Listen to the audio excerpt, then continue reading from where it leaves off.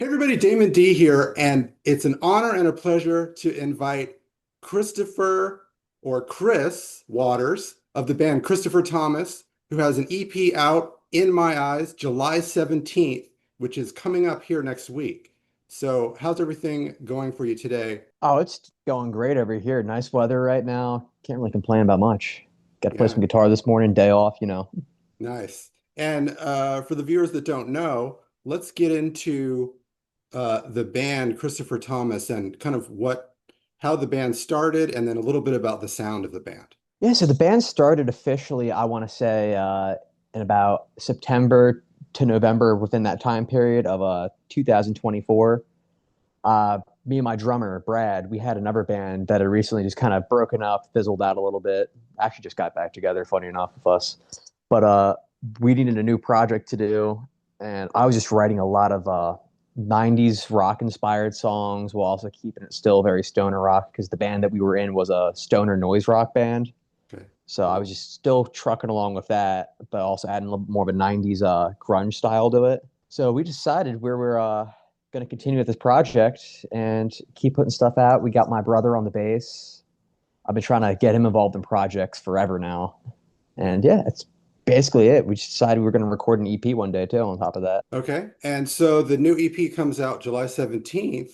Yes. And what would you say? So if people are watching this thing, yeah, what is the style of music or genre of music that people can expect on this EP?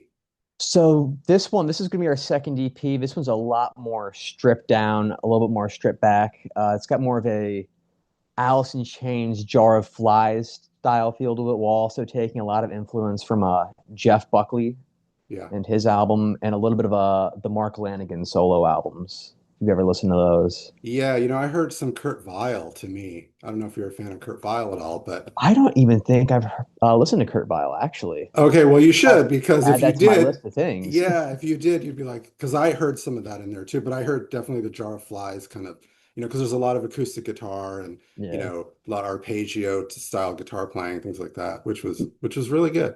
Yeah, I'm gonna add Uh, Kurt Vile to my list of people to start stealing from. yeah, definitely check that one out. So do you have any specific guitar influences, or band influences that you're kind of really Oh influenced yeah. your style of writing and music? Yeah, I've got too many of them. Early on starting out, my big influences were Zach Wild from Ozzy and Black Label Society, and Dimebag Darrell from Pantera and Damage Plan. But then as I kind of got a little older and started meeting new people and jamming with different drummers and bass players and just different bands, it expanded a little bit more to stuff like Queens of the Stone Age, Josh Homme, a little bit of Mark Ribot from Ceramic Dog, and a little bit of Richie Kotzen from Oh, Winery Dogs. So those cool. are probably about the big three right now. Wow, that's a definitely a diverse kind of a journey from the metal side to the Jeff Buckley to but that's actually a pretty common thing because you're exposed to certain types of music, right? Like I started playing Mhm. punk rock in junior high, and then you go to maybe metal and maybe to Aussie and maybe over here and then to stoner stuff, and that's I think Oh maybe what yeah. makes it interesting, right? You're not just doing one thing the whole way through. Mhm. I was always told growing up too, because I was always very, like I was saying, very into Pantera and Ozzy. You're eventually going to kind of mellow out, get into the more mellow Yeah, stuff, or lighten up your taste a little bit. yeah. And I just never believed it would happen. And now I'm listening to Jeff Buckley every day. Yeah, that's awesome. Yeah. Well, there's something to be said for the songwriting ability, right? So when you Mhm. play guitar, and especially for you as a vocalist, there's definitely you know, you want to have your own style, but you're influenced by these other vocalists and they're kind of genius. And you're like, well, if I could do something like that, this would be, my ideal kind of project, right? Oh, definitely. A lot of it's seeing, taking my influences, seeing what I might have in common with them stylistically. Like, for example, Josh Homme. I I can't really scream at all. I'm very bad at screaming. He doesn't scream at all, so I kind of try and take some of his vocal inflections that I might have in common while mixing with someone like Iggy Pop or Jello from the Dead Kennedys, Mm. and kind of putting in that vocal style and that vocal range a little bit, if that makes any sense. Yeah, no, that's definitely it's interesting as this conversation goes, like you have a pretty wide range of artists that you've listened to and are influenced by, which is, it's a pretty wide spectrum from Dead Kennedys to Pantera to Jeff Buckley to which is cool. And I think that's typically what a lot of musicians, are their process going through is like you hear, oh, I didn't hear, and then if you listen to Kurt Vile, you're like, oh, I heard that. And so I think it's Yeah. always this new, which is cool. You're always like looking for new stuff and new influences. Yeah, I always get along best with the people who just listen to everything and don't try and put themselves into one box.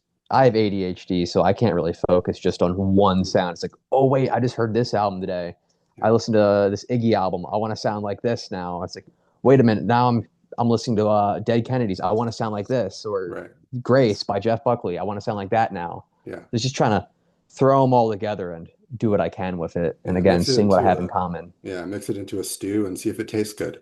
Yeah, and hopefully it does. Yeah. Sometimes it doesn't always. Sometimes, right. So, what's the typical songwriting process? Is it you coming with ideas? Is it all, the whole band in a room, or is it, file transfers, or how does that work? It's a lot of file transfers.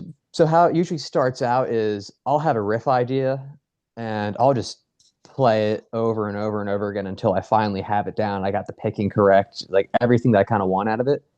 But then from there, since me and my drummer, we don't get to get together too often, just because he's in a bunch of other bands, I'm in some other projects, so we don't always get together. We don't get together a lot, and when we do, we like to focus on just getting the set list good.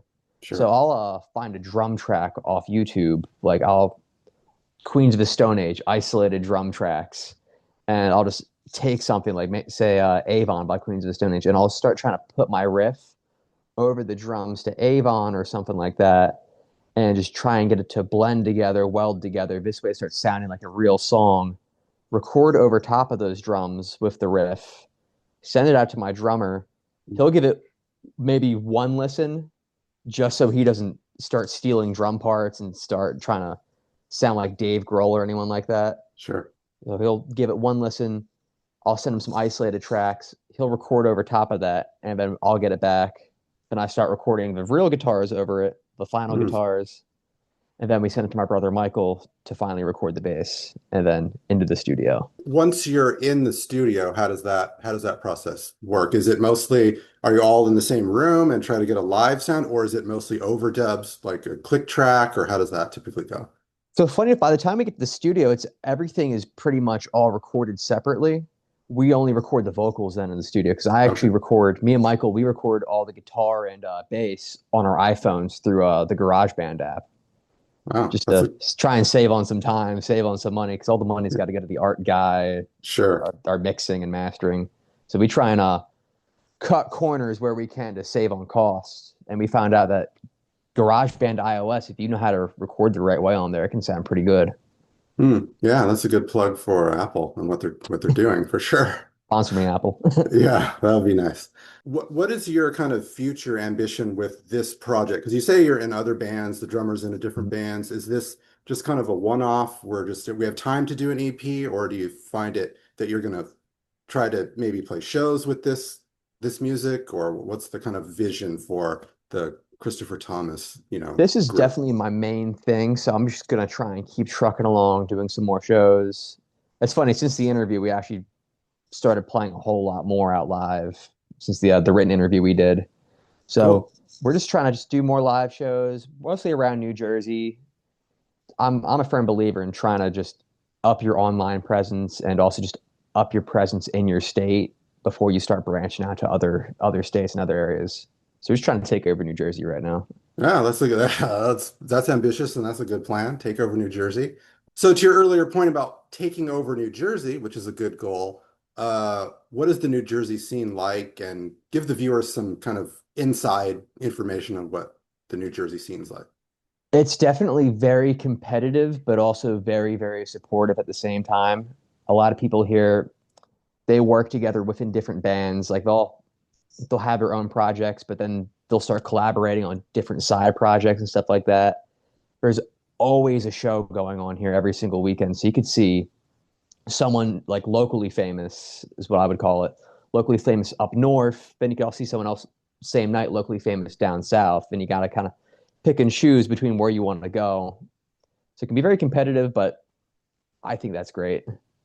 Yeah, And it's for also just sure. very, very supportive.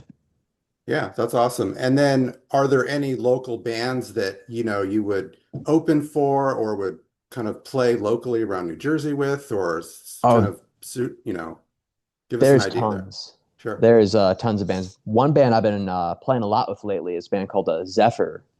They're really cool. They're actually, to me, they sound like the second coming of Jeff Buckley, Hmm. their singer. He's just awesome. Then they also add in a little bit of rap and hip hop in there too, because their bass player is a rapper on the side. So he's Hmm. got a wide pool of influences.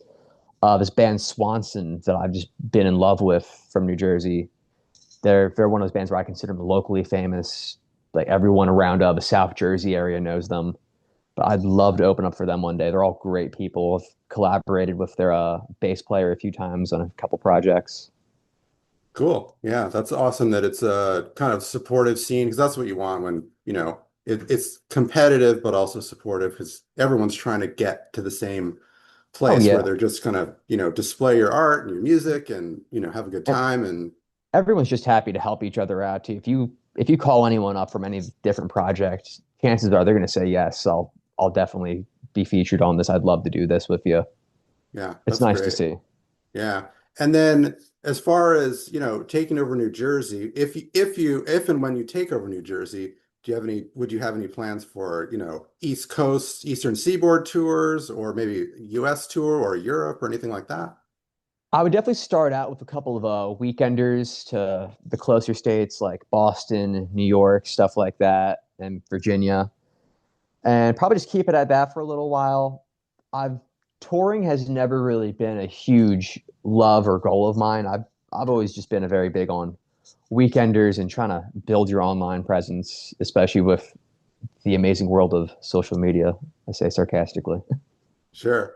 And to that point, are there any social channels or websites or band camps that people should be interested to check out for your music? Yeah, let me pull up my cheat sheet real fast. 'Cause it's just too many to keep track of. My Instagram handle is christopherthomas.nj. That's the Instagram. We actually just made a website. Finally got that going. That one is christopherthomas.nj.wixsite.com. A lot of dots in there. So I think what we're going to do now is I'm going to play a track here that I think is really great, which is Torn Asunder, and then we'll come back and talk about that one. So this is Christopher Thomas, In My Eyes, out July 17th, and this is the track Torn Asunder. Check it out.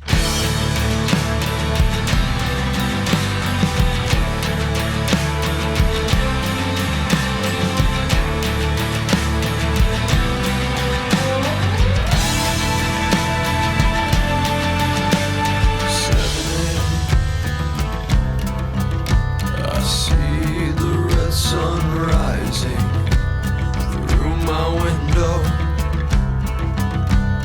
Pale eyes stare back at me. I pour myself another drink. I lay back and try to think of better days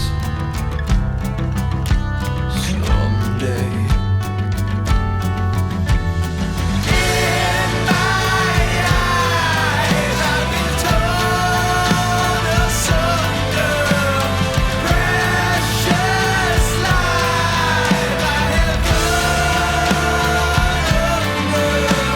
All right, everybody, that was Torn Asunder, which I think is a really great track. Kind of reminds me of Kurt Weill just a little bit. So this track, what's the inspiration and how did it come together and kind of the lyrical inspiration and just the overall vibe of the track? How did that come together? So musically, it came together. I was just hanging out in my room and just drumming along in drop D, and I was just playing around with a couple of riffs that I really, really wanted to make work, and they're finally kind of starting to sound like a song. And going back to what I said earlier about taking isolated drum tracks off YouTube, uh, one of the things that came up in my YouTube recommended when I went on was a Jeff Buckley Grace isolated drum track. So like, Hmm. maybe I could try and weld these two together, and it just fit really, really naturally to that. So I just started making a bunch of demos, editing the song a little bit. That's actually one of the few examples where I was able to bring the track into a rehearsal room because we were able to find a lot of time. Me and my drummer and my bass player were able to find a lot of time to actually sit down and work on it in a real room instead of just here's a guitar track, send me your drum idea. All right, here's a new idea that I Yeah. got. So we were able to sit down and actually jam on it a little bit, figure it out, and it just came together amazingly. Lyrically, it's a little all over the place, influence wise or inspiration wise, I should say. I'm a huge fan of this movie called The Lighthouse by Robert Eggers. Mm. I've watched the movie, no joke, 237 times. I have a Wow. chalkboard somewhere in my room where I keep track of every time I watch it. But some of the lyrics take inspiration from that and trying to just get in the headspace of a lighthouse keeper going crazy on an island. Yeah. And then I was reading about the Flanagan lighthouse tragedy, I think it's called. And it's this made up story based on a real thing. These lighthouse keepers went missing back in like, I think the 1800s or 1900s. And a newspaper publicized this fake lighthouse keeper log. And I was able to kind of find that on the internet. So I started reading through that. Like, that'd be fun to throw in this song, some influence from that. Wow. Yeah, that's actually pretty interesting. A little obscure, but very interesting because I'm sure there's not a Yeah. lot of people writing about lighthouse keepers from the 1800s. Yeah, I try and keep it a little obscure. Yeah, A lot of my writing is just what am I going to enjoy? What are my sure. friends all going to enjoy? What are they going to think is fun? Because to me, that's always first. What am I going to like? What are my friends going to like before? Well, what's everyone else going to like? Yeah. Yeah. Because if we all don't enjoy it, I don't think anyone else is going to enjoy it. Yeah, no, you can't do something that you don't believe in for sure. And Yeah. then what I liked about this track was kind of the mix of the acoustic guitar, the electric guitar. It's not this super fuzzed out track, but and then some of the soloing towards the end. So how do you approach the guitar, melody and maybe some of the soloing? Like what's your approach there for a song like this? A lot of it is I'll just get the basic rhythm guitar track, just your basic strumming, and I'll sit on it for like a week Hmm. and I'll be in my car driving. And I'm someone who just listens to my demos constantly to see where I can improve, see what I can add. So while I'm driving, I'll start trying to hum little melodies to it and just see what works, see what doesn't. And the one that I chose for that is just the one that I couldn't get out of my head. And funny enough, I don't even think that was like my top choice. That was just the one that I just stuck in my head, couldn't get out. Okay, and we're gonna play another track.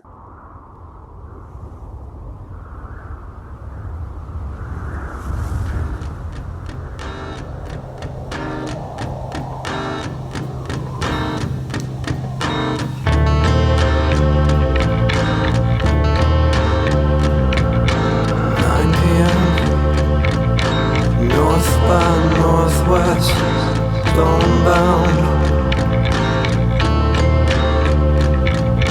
Sea left to crimson fury.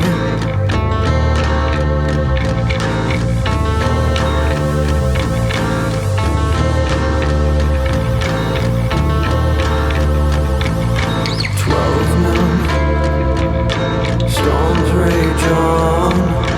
Hellbound, Captain Praise. And then, so you've had two EPs. Is there a plan for a full length in the near future, or maybe releasing a version of both EPs together as a full length, or what's the future status of a full length?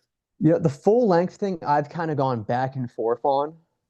I would love to do a full length, but at the same time, I just really do love how accessible EPs are. You don't need a whole lot of time to sink in and listen to it. Here's the best 4 songs we have at this time. Give that a listen instead of here's an album of 8 or 12 songs. Maybe 6 are good, and then the rest are kind of filler. Sure. So I kind of go back and forth on that. To do a full length, I'd have to have something really, really special, and I'd have to be 100% behind it. Yeah. I've considered the mixing the two EPs together. That was actually the original plan behind all this. Was the first full length would just be kind of like what Greta Van Fleet did way back in like 2018, where they put out their first EP and then mixed it with their second EP and called it an album. I've been thinking about doing that, but I don't know if it flows as well as I would like. So then do you see that your kind of style would be, hey, let's put out two EPs a year. Here's a group of four, here's a group of five, maybe, versus we're going to spend, 4 months and put out 12 tracks. And, I mean, I think that probably fits with definitely some, attention span issues of audience Yeah, lack yeah, of attention span. They'll be like, oh, I can listen to 12 minutes. I'm not going to listen to 65. yeah. I could definitely see us being more of a two EP band a year. I'm actually trying to scale it back a little bit in terms of recording and maybe even just do a bunch of singles throughout the Okay. year instead of full EPs because I don't know. I find that sometimes even just an EP is pushing it for people's attention spans. Yeah. Sometimes people can only get to like two songs and it's like, oh wait, I got to go do this now. Or, Yeah, I you think know, there's something to be said for just the ability to, especially with GarageBand, like we're talking about, is we have an idea, we're going to work on this, and you could put out a single in 2 weeks mhm. versus all of the kind of studio, and then we got to do 12 tracks, and it takes longer. So this way, it's like Yeah. maybe it's good because you're always top of mind for listeners because it's like, oh, this dude has another single out. Oh, cool. Yeah, it definitely could be that, or it could also be, oh God, he's got another single out coming Yeah, already. yeah, it could Just be. didn't one just come out last month? Yeah, could be. Nah, there's nothing. Although It's I would give and take. say, yeah, I would say in this world of, 24/7 content on multiple platforms, it's probably not a bad thing to have, Oh, multiple definitely not. opportunities. So, No, I think we're definitely probably going to go with the more singles than EPs. so one other thing, last thing I wanted to ask here was, how does the Christopher Waters name of the band versus you work? How does that come about? So, if I'm being honest, I completely stole this from my one of my friends who also has a solo project. He uses his Thomas is my middle name. He uses his middle name as his stage name, his first name and his middle name. So I've decided after working because I've been playing guitar in his band for a while. So after just working with him, like, you know what? I don't really want to have it be my last name. Let me just do a middle name, just kind of cut it off, make it a stage name. And that's my Okay. logic behind that. So yeah, this has been a really great interview. Christopher Thomas, In My Eyes, out July 17th on Bandcamp. Check it out. I really appreciate you doing this interview. This has been Damon D. One World, One Rock.